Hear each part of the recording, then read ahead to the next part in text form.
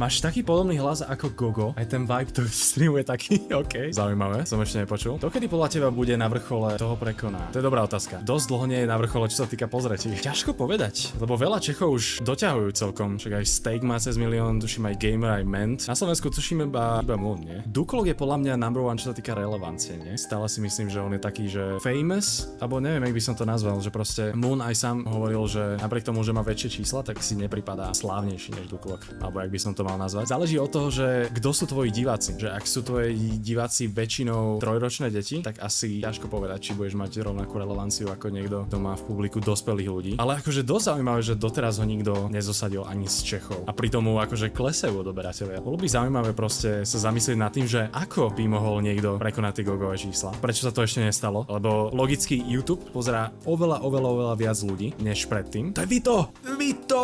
Oj bože, tá jeho kožená bundička. Celkovo je ale vidno, aký bol Gogo kvalitný tvorca, keďže aj napriek tomu, že skončil ako full-time youtuber, stále sa nikomu nepodarilo predbehnúť ho. Vďaka nemu som sa dozvedel, že ľudia tvoria videá na YouTube na schvál. Pred 12 rokmi mi to prišlo ako úplne šialenstvo. A bez inšpirácie ako bol on alebo Zdochliak by som pravdepodobne videá dnes ani netočil.